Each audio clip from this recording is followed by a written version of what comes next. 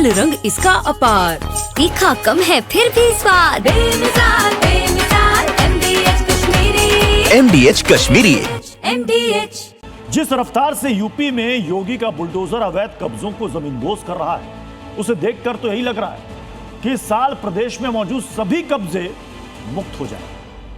योगी प्रशासन का यह पहलवान ना दिन देख रहा है, ना रात, ना धूम और ना ही बारिश, सिर्फ एक्शन कर रहा है।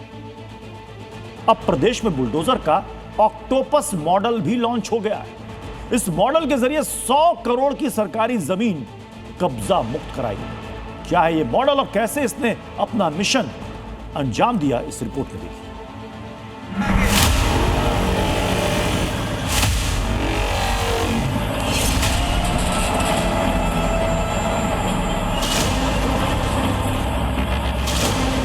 तो योगी का बुलडोजर है, वो यहीं से चल रहा है।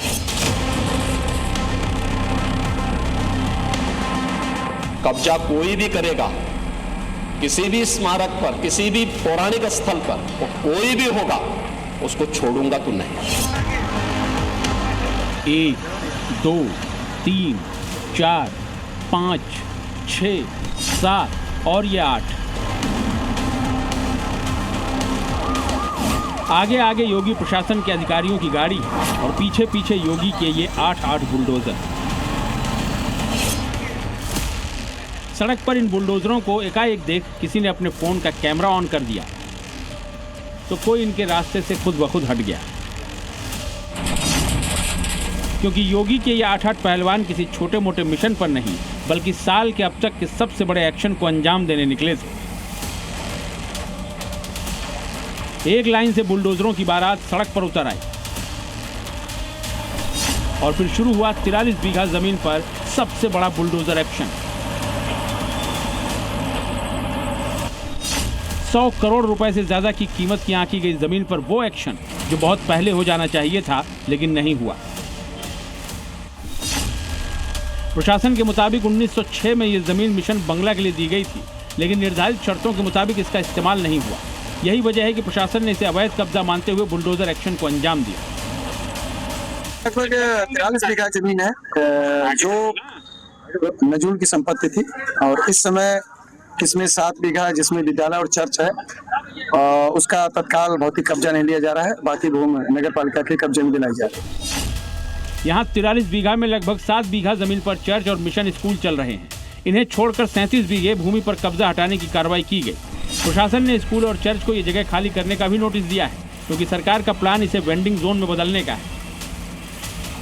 कितना तो क्लासरूम के लिए वहाँ हमारा वॉचमैन रह रहा था, गोदाम है उधर बना हुआ, लेकिन कुछ छोड़ा है? कुछ भी नहीं छोड़ा हम लोगों के लिए। जब बुलडोजर ने 37 बीघा इस जमीन पर कार्रवाई शुरू की तो इलाके में हड़कंप मच गया। सबसे बड़ी कार्रवाई इसलिए बोला जा रहा है क्योंकि आज इस कार्रवाई में 8 बुलडोजर यहाँ पर लगाए गए हैं। 40 बीघे जो जमीन है जिसकी कीमत अरबों रुपए बताई जा रही है। 5 थानों की पुलिस फोर्स बुलडोजर एक्शन के दौरान यहाँ मौजूद थी। पुलिस प्रशासन की मौजूदगी में ही ये एक्शन हुआ, क्योंकि ये पहली बार है जब किसी अवैध कब्जे को हटाने के लिए योगी ने यूपी में बुलडोजर का ऑक्टोपस मॉडल लॉन्च किया है।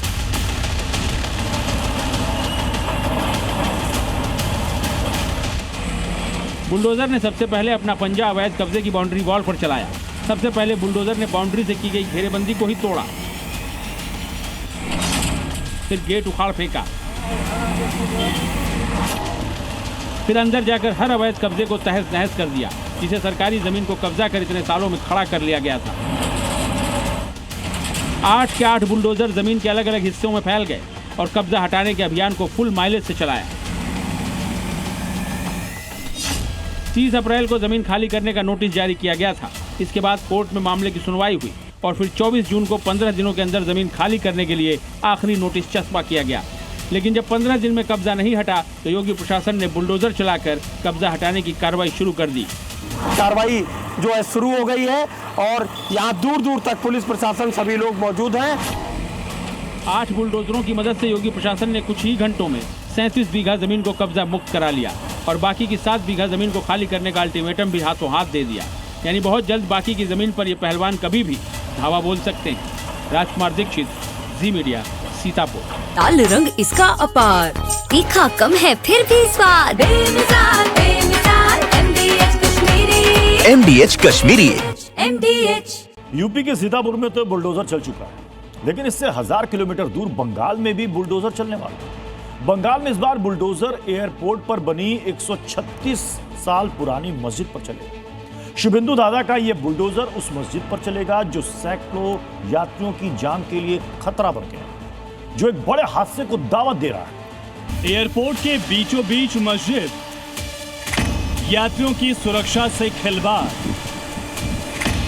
रोजाना एयरपोर्ट पर एक बड़े विमान हादसे को दावत।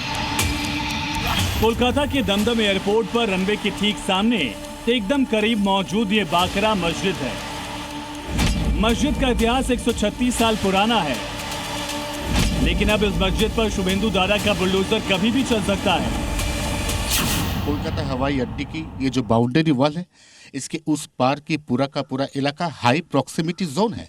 बिल्कुल रनवे के बीचों बीच 1 और 2 नंबर रनवे को छोड़ के तीसरा रनवे जहां पे बनने वाली थी, वहीं पे ये मस्जिद आने वाले दिनों में क्या स्टर्न एक्शन लिया जाएगा? क्या एयरपोर्ट के बीचों बीच इस तरह से ये जो जोखिम भरा मस्जिद है? शुभेंदु सरकार ने बुलडोजर एक्शन की तैयारी पूरी कर ली है। बाकरा मस्जिद के एंट्री गेट पर पुलिस तैनात हो गई है। एयरपोर्ट अथॉरिटी ने भी पहरा बढ़ा दिया। जुमे के दिन बाकरा मस्जिद में 130 लोग नमाज पढ़ने आते हैं, लेकिन इस जुमे यानी 10 जुलाई को सिर्फ 17 लोग ही पहुंचे, जबकि आज सुबह से कोई भी नमाजी नमाज पढ़ने नहीं पहुंचा। इसी के बाद यह अंदेशा जताया जाने लगा कि एयरपोर्ट पर मौजूद बाकरा मस्जिद का टाइम अब पूरा हो गया है। ठीक ही है, सरकार का वादा है, वो तो प्रॉब्लम का कोई बात ही नहीं हो सकता है। मस्जिद का वादा वो डिसीजन लेगा, ठीक है। बाकरा मस्जिद बीते 30 साल से एयरपोर्ट के लिए खतरा बनी हुई है। अब शुभेंदु अधिकारी इस खतरे को जड़ से मिटाने के मिशन में जुट गए। नियम के मुताबिक रनवे से 240 मीटर तक कोई निर्माण नहीं होना चाहिए, लेकिन बाकरा मस्जिद दमदम एयरपोर्ट के सेकेंडरी रनवे से महज 165 मीटर दूर है। इस मस्जिद की वजह से रनवे की कुल लंबाई काफी कम हो गई है। ये मस्जिद हवाई अड्डे की मुख्य सुरक्षा दीवार के 150 मीटर अंदर है। ये एक तो सिक्योरिटी थ्रेट है, दूसरा क्या है कि इस मस्जिद के लिए हमारा रनवे का संप्रसारण भी रुका हुआ है। ऐसे एक स्ट्रेटेजिक एयरपोर्ट में खाली 2 रनवे ऑपरेशनल है, इसीलिए बड़े एयरलाइंस यहाँ पे नहीं आ पा रहा है, क्योंकि ये मस्जिद रनवेयों का बीचों बीच है। मस्जिद के मुतवल्ली से लगातार बातचीत हो रही है ताकि मस्जिद दूसरी जगह शिफ्ट की जा सके, लेकिन मियाँ भाई गोल गोल घुमा रहे हैं।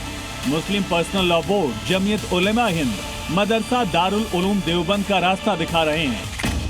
अब दमदम उत्तर से बीजेपी विधायक सौरभ सिकदार ने बाकरा मस्जिद कमेटी पर जबरन अवैध तरीके से एयरपोर्ट की जमीन कब्जाने का आरोप लगाया। जबरन हटाने का तो सवाल ही नहीं है। That land doesn't belongs to any masjid committee, that lands belong to airport authority of India. तो वहाँ पे तो जबरन बैठे तो दूसरे लोग हैं, हम जबरन क्यों हटाएंगे? ये जो मस्जिद का लैंड है, ये हमने इसका रिकॉर्ड भी जांच करवा लिया है। रिस्पेक्टेड डीएम मैडम भी इसमें अपना राय दिया है कि ये लैंड जो है इसका ही रिकॉर्ड में कोई मस्जिद कमेटी का नहीं है। बाकरा मस्जिद में नमाज पढ़ने के लिए नमाजियों को इस गेट से एंट्री दी जाती है। नमाजियों की जांच सीआईएसएफ करती है, फिर उन्हें एक बस पर बिठाकर मस्जिद तक ले जाया जाता है। बाकरा मस्जिद जाने के लिए बाकरा विलेज के पते वाला आधार कार्ड जरूरी है। सोचिए अगर कोई संदिग्ध फर्जी आधार कार्ड लेकर एयरपोर्ट के अंदर पहुंच जाए तो क्या होगा। रनवे के बीचों बीच मस्जिद का होना लैंडिंग और टेक ऑफ करने वाले विमानों के लिए बड़ा खतरा है। पायलट को हमेशा सतर्क रहना पड़ता है। दमदम एयरपोर्ट पर सिर्फ 2 रनवे हैं, सरकार इसे बढ़ाकर 4 करना चाहती है और बाकरा मस्जिद इसमें सबसे बड़ी बाधा है। और अब शुभेंदु अधिकारी ने इस बाधा को दूर करने की तैयारी कर ली है। कोलकाता से आयन घोषाल के साथ ब्यूरो रिपोर्ट, सी मीडिया। 22 जून को लखनऊ के अलीगंज इलाके में एक भयानक हादसा हुआ था, जिसे देख पूरा देश दहल उठा था, क्योंकि उस हादसे में एक बिल्डिंग में भीषण आग लगी थी, जिसकी चपेट में आकर 15 लोगों की मौत हो गई, क्योंकि उस इमारत में कोचिंग सेंटर, एनिमेशन स्टूडियो और लाइब्रेरी समेत अन्य व्यावसायिक गतिविधियां चल रही थी। लेकिन अब उसी मौत बांटने वाली इमारत की बुलडोजर डेट फिक्स हो चुकी है और ठीक 15 दिन बाद 15 मौत वाली इमारत जमींदोज कर दी जाएगी।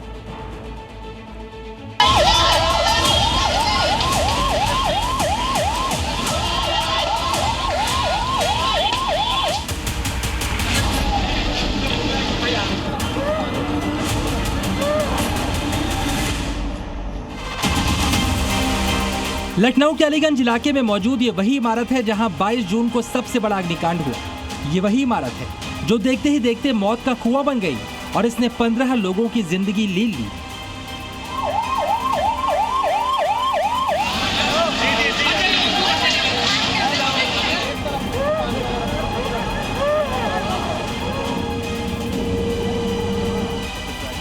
मगर ठीक 15 दिन बाद मौत बांटने वाली ये इमारत जमींदोज हो जाएगी। इसका नामो निशान मिट जाएगा क्योंकि एसआईटी की जांच रिपोर्ट के बाद एलडीए ने अग्निकांड वाली इमारत को ध्वस्त करने के आदेश दिए। बिल्डिंग पर बुलडोजर चलाने का नोटिस भी चस्पा किया गया। आदेश में बिल्डिंग मालिक को 15 दिन का वक्त दिया गया है। अगर तय समय सीमा में इमारत को खुद से ध्वस्त नहीं किया गया तो 15 दिन बाद एलडीए का बुलडोजर इमारत को नेस्तनाबूद करेगा। वहीं ध्वस्तीकरण का खर्चा भी बिल्डिंग मालिक से ही वसूला जाएगा। एलडीए ने इसको तोड़ने का, इसमें बुलडोजर जो एक्शन है वो यहाँ पर किया जाएगा। और ये आप देख पा रहे होंगे नोटिस में, अपने कैमरामैन को बोलूंगी कि वो जूम करके दिखाएं। ये देखिए एलडीए की जो नोटिस है वो यहाँ पे चस्पा कर दी गई है। नोटिस के पास हम नहीं जा सकते क्योंकि इस पूरे एरिया को यहाँ पर सील कर दिया गया है। लखनऊ विकास प्राधिकरण ने इमारत पर जो नोटिस चस्पा किया है उसमें इमारत को बुलडोजर से ध्वस्त करने की डेट 25 जुलाई रखी गई है। यानी 25 जुलाई को लखनऊ के अलीगंज इलाके में पीला पंजा कुछ इस अंदाज में मौत बांटने वाली इमारत को तहस नहस करेगा। बुलडोजर चलना चाहिए, बिल्कुल चलना चाहिए। गैर कानूनी से बना है, पहले ही चलना चाहिए था, तो ये नौबत ही ना आती। यकीन मानिए 22 जून को जो भयावह हादसा हुआ था, हादसे के दौरान मौके से जो तस्वीरें सामने आई थीं, उसने पूरे देश को हिलाकर रख दिया था।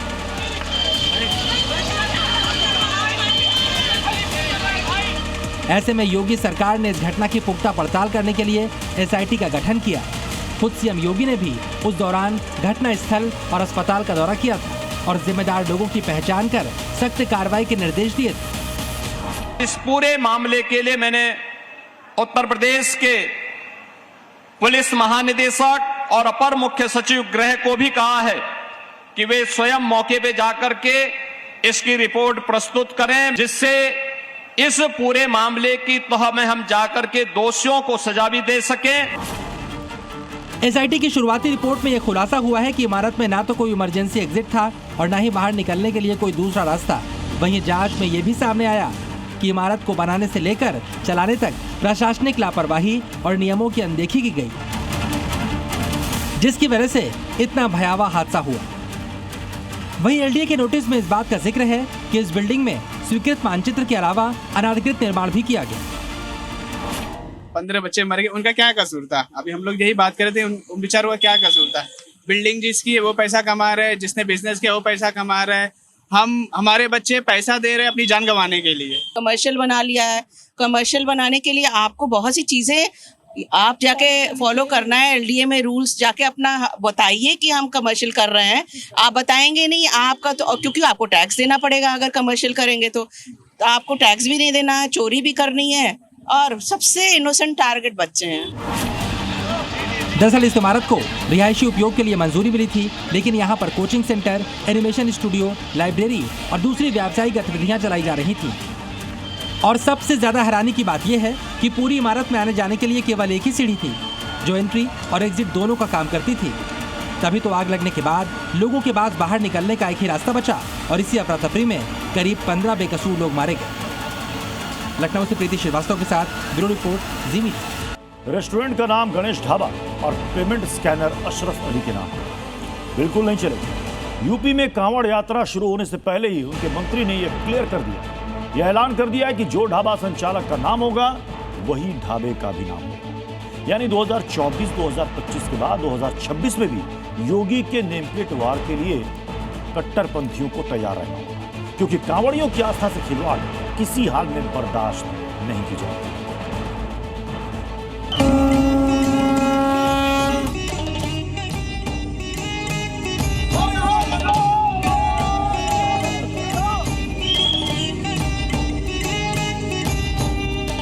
ये केवल एक कांवड़ यात्रा नहीं है, ये केवल शिव भक्तों का एक मंगल गान नहीं है।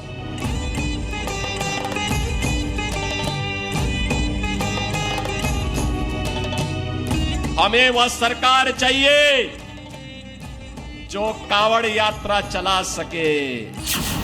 30 जुलाई से सावन में कांवड़ यात्रा की शुरुआत होने वाली है।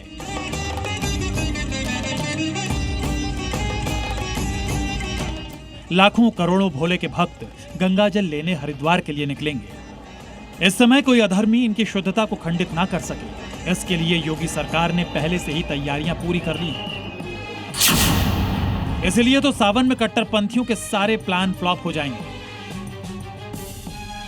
कांवड़ियों की पवित्रता से इस बार खिलवाड़ का कोई चांस नहीं है, क्योंकि कांवड़ियों की शुद्धता को बनाए रखने के लिए योगी सरकार पहले ही अलर्ट मोड पर है।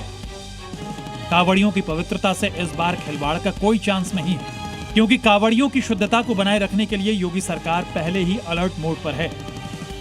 योगी सरकार में मंत्री कपिल देव अग्रवाल ने नफरतियों को अल्टीमेटम दे दिया है कि कांवड़ मार्ग पर पड़ने वाले ढाबे रेस्टोरेंट में नॉनवेज कतई बर्दाश्त नहीं किया जाएगा। कोई ऐसा नाम अपने ढाबे का ना रखे, कोई नॉनवेज बेचता है तो उसके ऊपर लिखे कि मेरे नॉनवेज मिलता है, ताकि भ्रम की स्थिति ना हो। और गणेश ढाबा लिखा हुआ है और उसके अंदर नॉनवेज मिलता है तो विवाद का कारण बनता है। तो ये चीजें बिल्कुल ना पहले बर्दाश्त हुई है, आगे बर्दाश्त होंगी। कुल मिलाकर यूपी में भोले के भक्तों के साथ किसी भी तरह का खिलवाड़ बर्दाश्त नहीं किया जाएगा। बाहर गणेश ढाबा नाम होगा और अगर अंदर नॉनवेज परोसा जाएगा तो ये बिल्कुल भी बर्दाश्त नहीं करेगी योगी सरकार। प्रशासनिक अधिकारी अब कांवड़ यात्रा की समीक्षा बैठक करने में जुट गए हैं।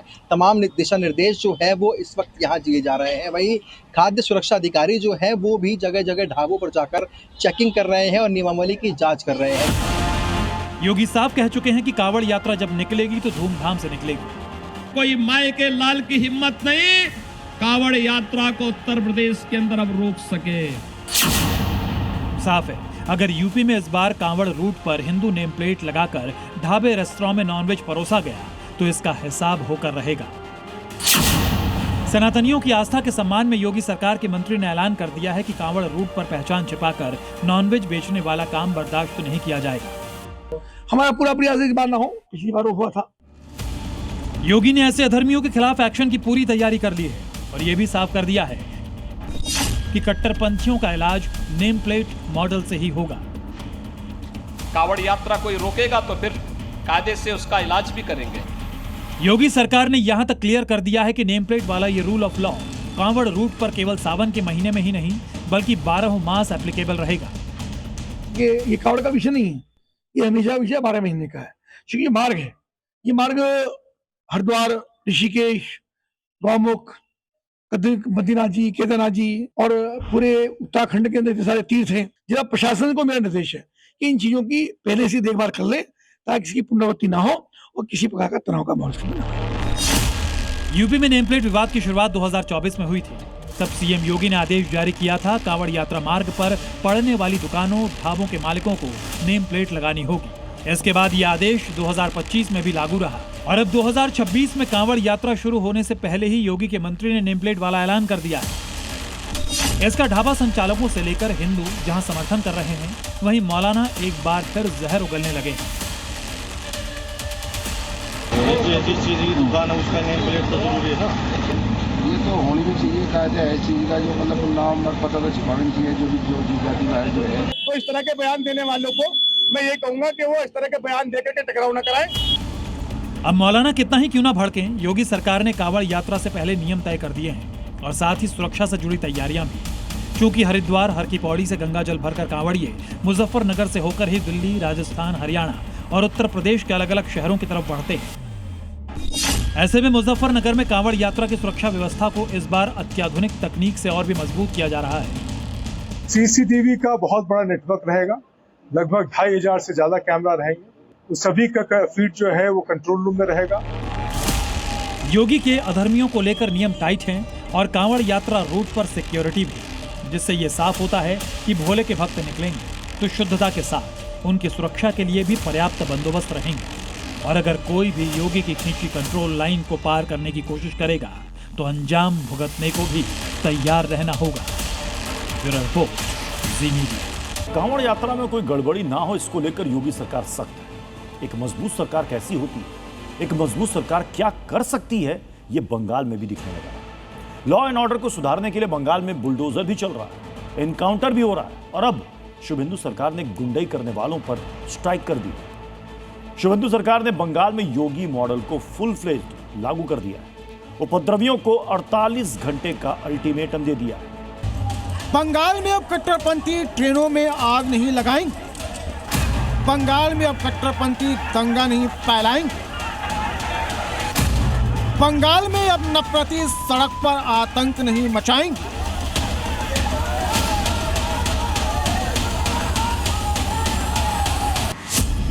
सीएम शुभेंदु अधिकारी बंगाल में अब कट्टरपंथियों पर कंट्रोल योगी मॉडल से करेंगे। शुभेंदु अधिकारी ने कट्टरपंथी, नफरती, गुंडे, बदमाश, पत्थरबाज, हुड़दंगियों को 48 घंटे का अल्टीमेटम दिया है। 48 घंटे में या तो सुधर जाओ या फिर जेल जाने के लिए तैयार रहो। 48 घंटे बाद बंगाल में गुंडा दमन एक्ट लागू हो जाएगा। गुंडा दमन एक्ट আর প্রিভেন্টিং অ্যারেস্ট যে বিল পাস হয়েছিল মহামান্য রাজ্যপাল অনুমোদন দিয়ে দিয়েছে। সোমবার থেকে এই বিল কার্যকর হয়ে যাবে পশ্চিমবঙ্গে। मतलब साफ है, बंगाल में अब पत्थरबाजी करोगे, दंगा भड़काओगे, ट्रेन की बोगी, बसों में आग लगाओगे तो फिर दादा की पुलिस छोड़ेगी नहीं बल्कि तोड़ेगी। गुंडा दमन लॉ वो क्या होगा, 12 महीने के लिए किसी को डिटेन किया जा सकता है इस लॉ के तहत पे। कैसे, अगर किसी इंसान बार बार ऑफेंडर है, यानी कि रिपीटेड ऑफेंडर है, इलीगल कामकाज से जुड़ा हुआ है, जिसका नाम बार बार ऐसे कामों के लिए सामने आता है, उनको डिटेन किया जा सकता है ताकि वो कोई फर्दर ऐसे इलीगल काम ना कर पाए। चुनावी हिंसा में बंगाल नंबर 1 है।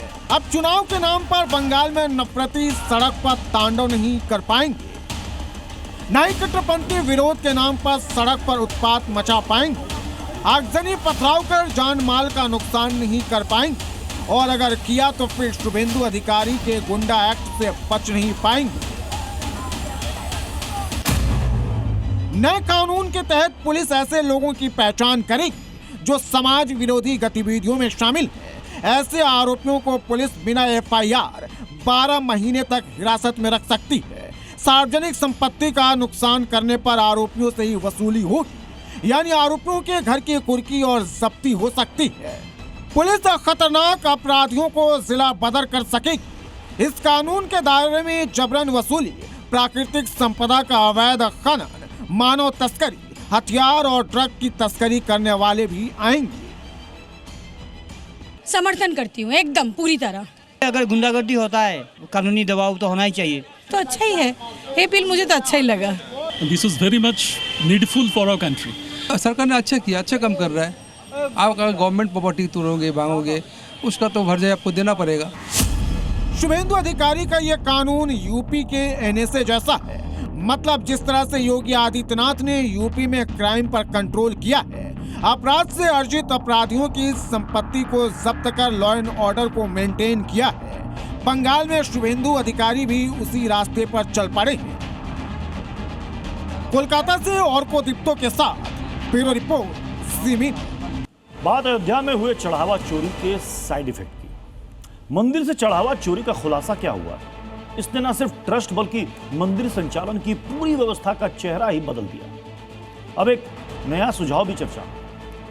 अखिल भारतीय अखाड़ा परिषद के अध्यक्ष महंत रविंद्र पुरी ने बड़े मंदिरों में पुजारियों और कर्मचारियों के लिए बिना जेब वाली यूनिफॉर्म अनिवार्य करने की बात की।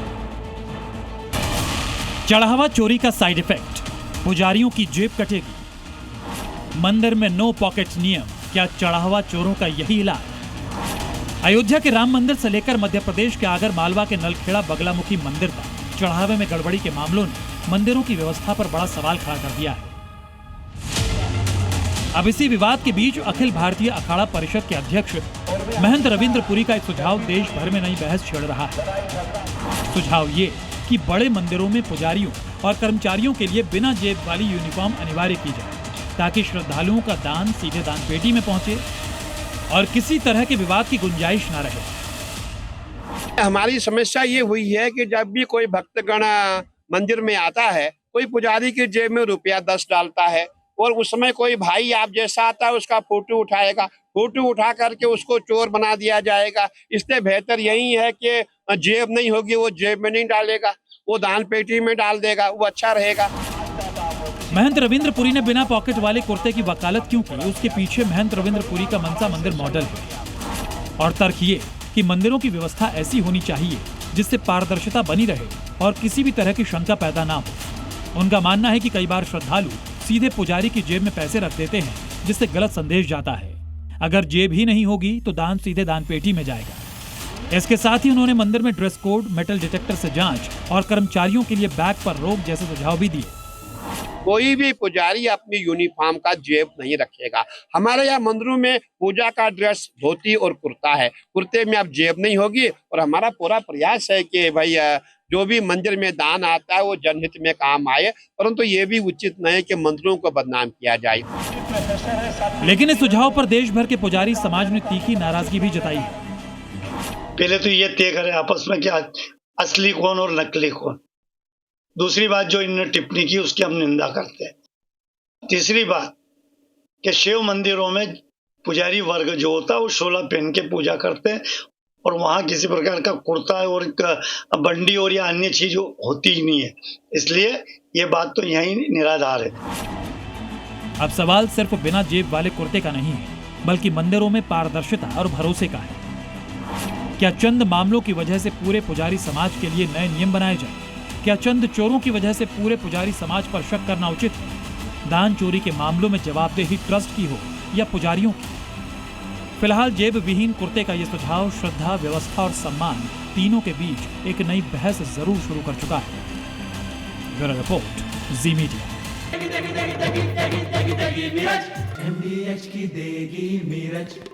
देगी मिर्च का तड़का, अंग अंग फड़का। MDH की देगी मिर्च।